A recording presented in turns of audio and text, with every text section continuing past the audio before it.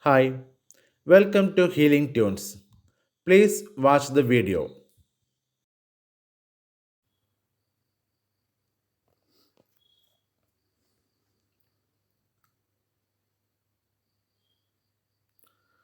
Today we are discussing about neuroanatomy, receptors and effectors.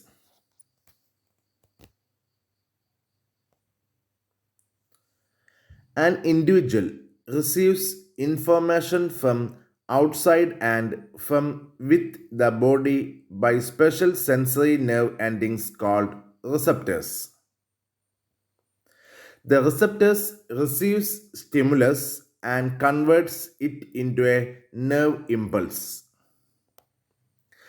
The receptors thus act as transducer, converting mechanical and other stimuli to electrical impulses. Thus, receptors are sensory nerve endings specialized for reception of stimuli and transmitting them in the form of nerve impulses. The receptors can be classified into functional type and anatomical type. Functional type again divided into on the basis of the kind of information they provide and on the basis of the manner in which they are stimulated. First one is on the basis of the kind of information they provide are again divided into three types: exteroceptors, proprioceptors, and interoceptors.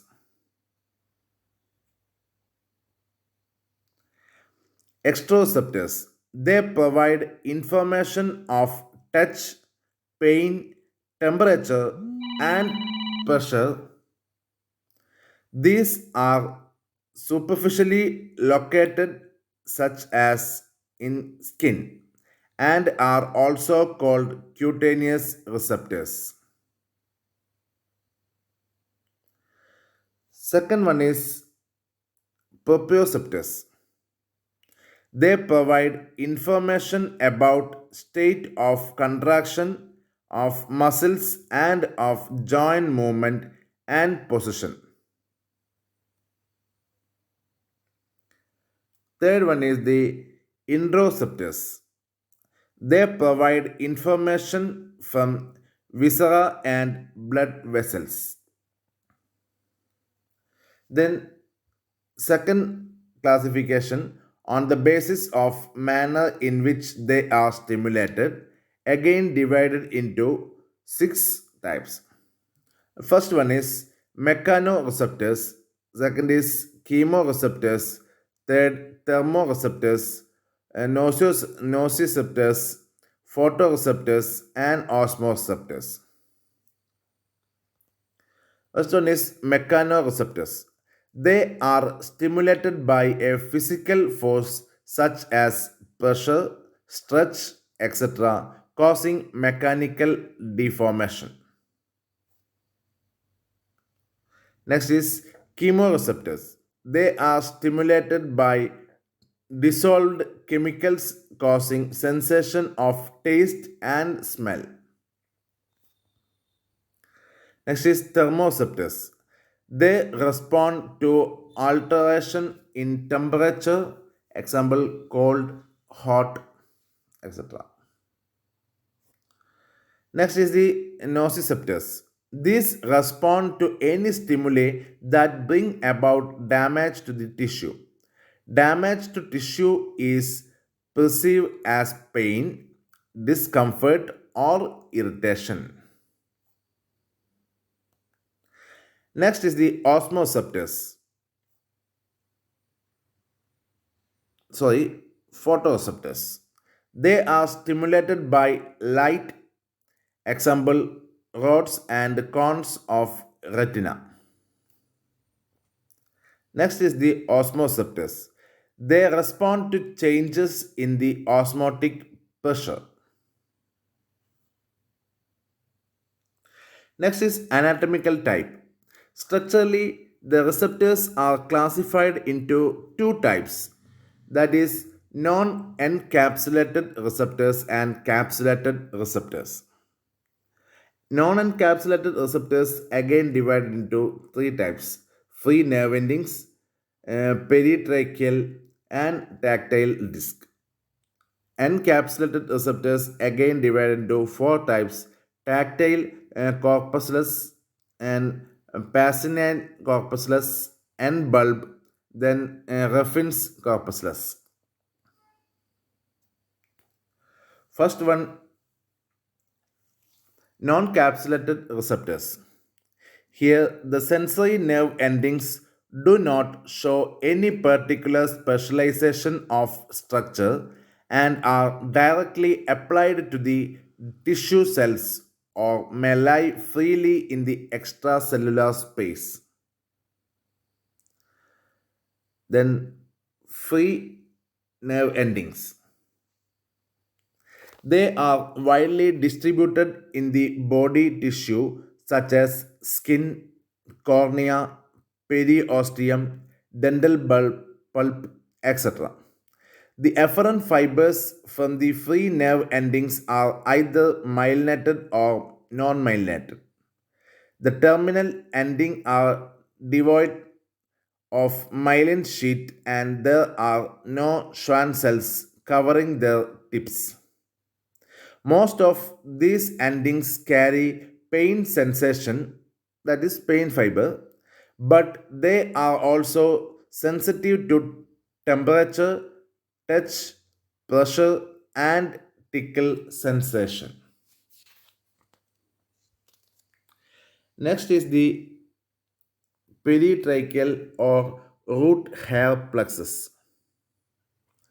It is a network of dendritic branches that surrounds the outer root sheath of hair follicles and is stimulated by light touch, causing movement of hair. Next type is the tactile disc.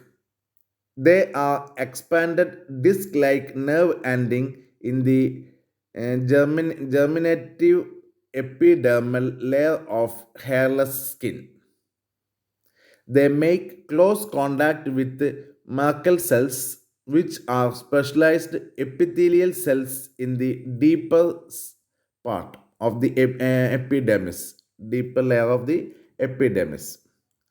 The tactile discs are slowly adapting touch receptors that transmit information about the degree of pressure exerting on the skin. Next classification is the encapsulated receptors.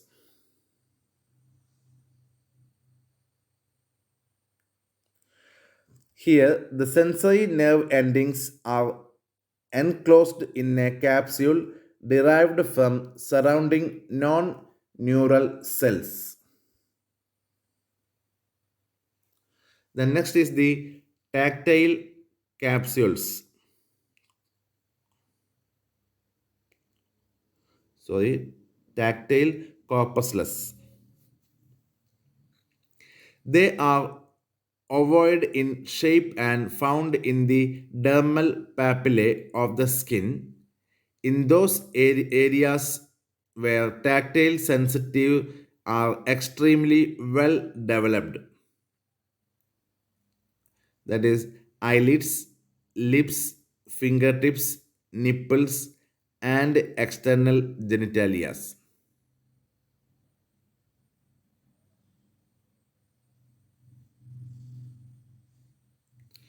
Next is the Pasinian corpusculus. They are the largest and most numerous capsulated receptors. Each corpuscle is ovoid in shape, meaning up to 2 mm in length, and consists of an outer laminated capsule of flat cells which are arranged in concentric layers like an onion peel and a center core.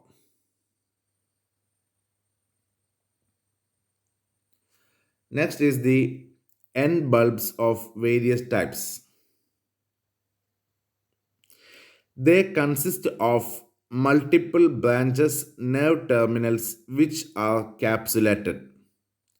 First one is bulbous corpuscles are spherical and found mainly at the muscocutaneous junction. Second is the genital corpuscles are slightly different from bulbous corpuscles and occur in the genital skin. Next is the Roffin's corpuscles. They are spindle-shaped structure located in the dermis of hair skin, which corpuscle consist of several non-myelinated nerve endings of large myelinated axon within a bundle of collagen fibers and surrounded by a cellular capsule. They are slowly adapting mechanoreceptors which respond when skin is stretched, causing stress in dermal collagen. Hence, these are stretch receptors like Golgi tendon organs.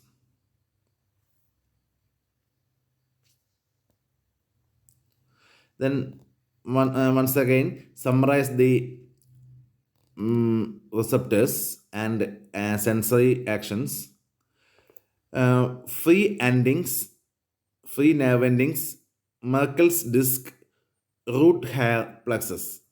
These are the pain, touch, and temperature. Then next is the lamellated corpusculus, miscellaneous corpusculus. This sensory function is pressure and vibration. Ruffin's corpusculus sensory sensation is deep pressure.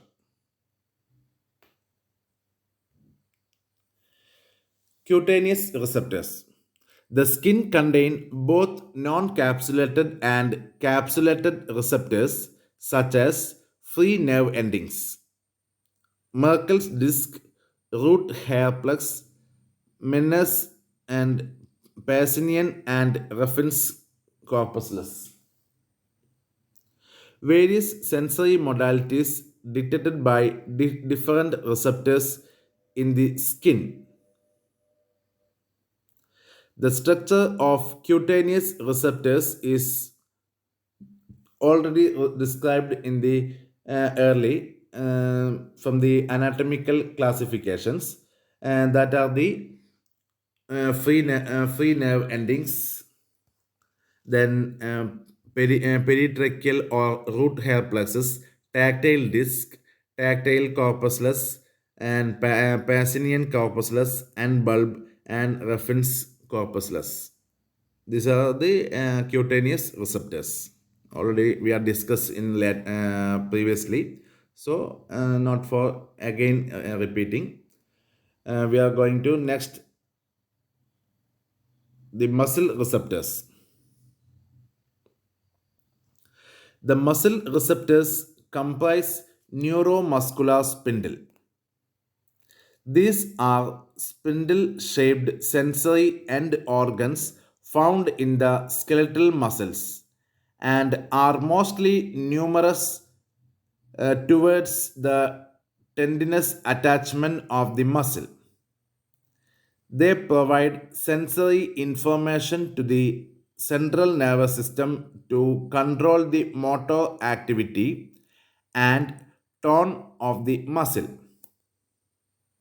Each spindle consists of a bundle of small specialized skeletal muscle fibers and is surrounded by a fusiform capsule of connective tissue. The specialized muscle fibers within the capsule are called intrafusal fibers. that is nuclear back fibers and nuclear chain fibers, including the intrafusal fibers. And ordinary muscle fibers situated outside the spindle are referred to the extrafusal fibers. The slender intrafusal fibers are striated only at the ends, therefore, only the ends of these fibers can contract. Extrafusal fibers that form the main mass of the muscle are supplied by the large alpha motor neurons of the anterior horn, and the intrafusal fibers of neuromuscular spindle are supplied by the small gamma motor neuron of the anterior horn.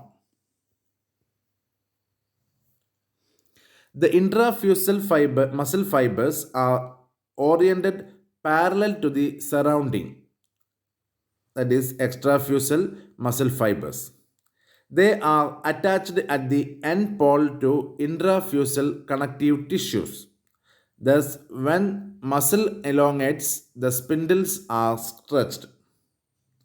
The sensory endings are wrapped around the center of the intrafusal fiber. The gamma motor neuron supply the striated ends.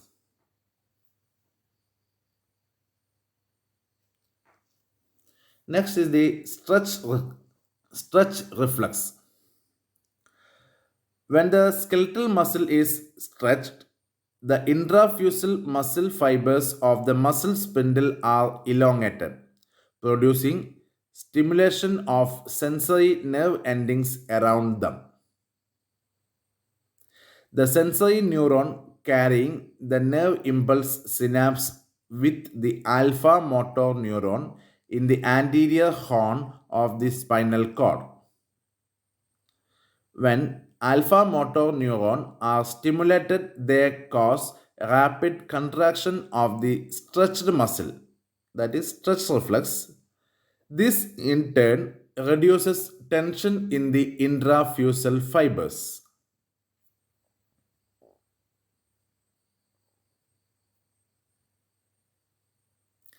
The stretch reflex is caused by clinicians to elicit the tendon jerk. Next is the tendon receptors. The tendon receptors comprise Golgi tendon organ, also called neurotendinous spindle, which are more numerous near the musculotendinous junction and are responsible for Golgi tendon reflex. The Golgi tendon organs monitor the tension produces during muscle contraction and prevent damage to the muscle or tendon by excessive stretch or stress. Each Golgi tendon organ is spindle shaped and consists of a fibrous capsule that surrounds a small bundle of loosely arranged tendon fibers called intrafusal tendon fibers. One or more myelinated sensory fibers pierce the capsule, loose the myelin sheath, branch and terminate in club-shaped ending. When collagen fibers of tendon stretch, the sensory neuron of Golgi tendon are stimulated, which in turn stimulate inhibitory interneurons that synapse with alpha motor neuron. This inhibitory effect on alpha motor neurons causes relaxation of the muscle to which the particular tendon is attached. The opposing functions of the uh, the opposing function of the neuromuscular spindle and neurotendinous spindle, that is inhibitory. Neuromuscular spindle is excitatory, then neurotendinous spindle is the inhibitory, are the balance during stretch reflex activity. Unlike the neuromuscular spindle, which are sensitive to changes in the muscle length, the neurotendinous organs detect changes in the muscle tension. Next is the joint receptors. The joint receptors are as follows: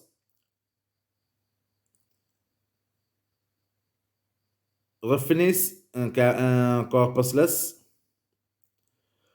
Pacinian corpusculus, then Golgi tendon organ, then free nerve endings.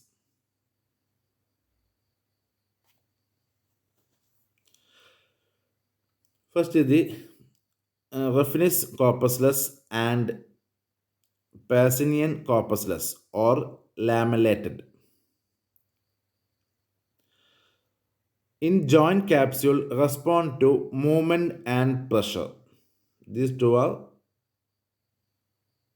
action is joint capsule respond to movement and pressure. Next is the Golgi tendon organ or neurotendinous spindle. In the articular ligaments, prevent excessive stretch of the capsular ligament. Awareness of joint position is mainly depend on neuromuscular spindle receptors. And fourth one is the free nerve endings. These are profusely present in synovial membrane and articular capsule reacting to painful stimuli.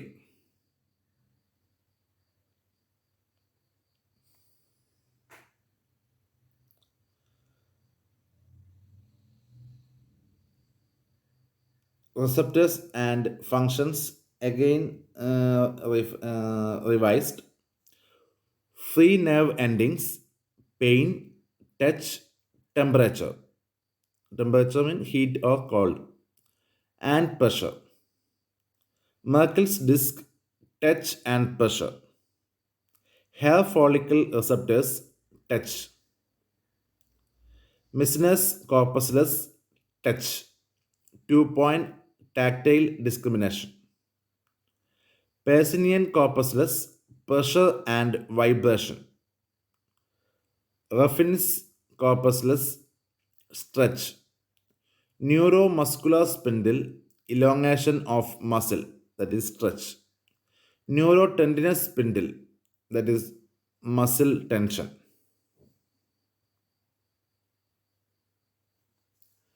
Receptors are specialized nerve endings that are found in the sensory organs and are responsible for receiving the stimulus to carry information and obtain a response.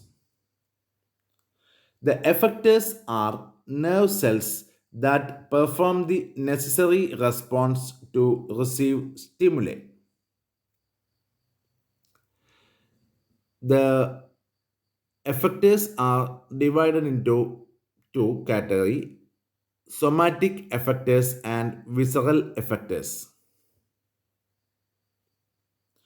Somatic effectors are the terminals of Please myelinated subscribe the motor channel, neurons like the which video arise from and share lower it. motor neurons and pass without interruption from the Thank you central for nervous watching system our to the channel. skeletal muscles.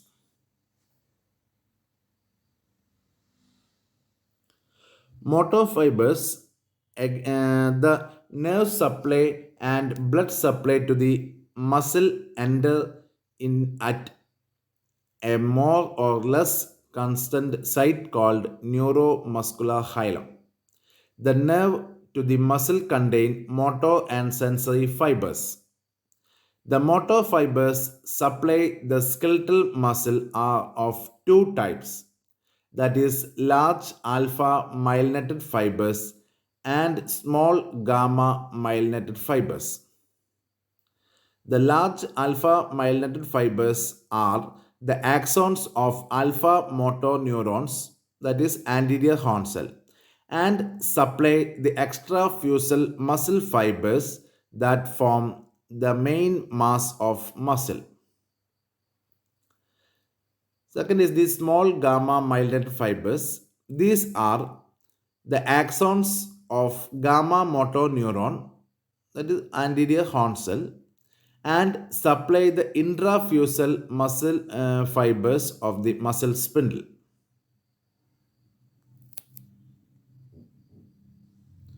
Next is the motor unit. See, a single alpha motor neuron and muscle fiber are innervated by it constitute a motor unit. A motor unit thus consists of an anterior horn cell, its axon, and the muscle fiber innervated by it. See the picture below half, that the green line below. See the anterior horn cell, then motor axon, then muscle fiber. Effector organ is the muscle fiber. Okay, this is the motor unit. Depending upon the number of muscle fiber innervated by a motor neuron, the motor units may be small or big. In muscle producing gross movement such as gluteus maximus, hundreds of muscle fibers, about more than 500, are supplied by a single neuron.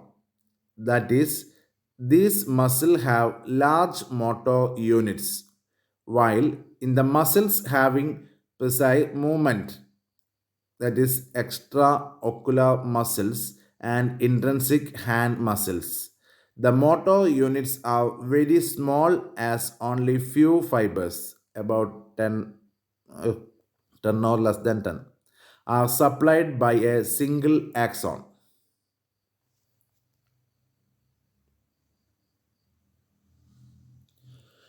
Next is the neuromuscular junction.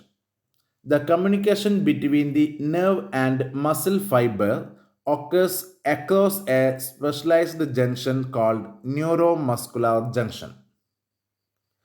Is a synaptic connection between the terminal end of the motor nerve and a muscle. It is the site for transmission of action potential from nerve to the muscle. Anatomy of neuromuscular junction can be divided into three parts.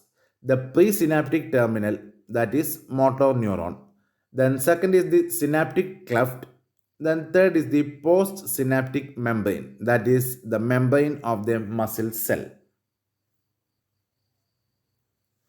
Next is the visceral effectors. Visceral effectors are the terminal of non-myelinated axons which arise from the cells in the autonomic ganglia. The nerve endings in the cardiac and smooth muscles and nerve endings in the glands.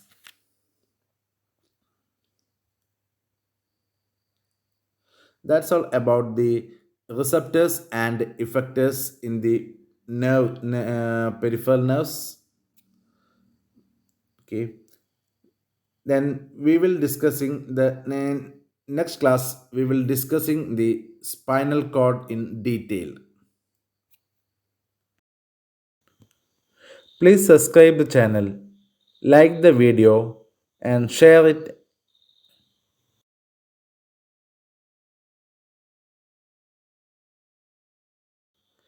Thank you for watching our channel.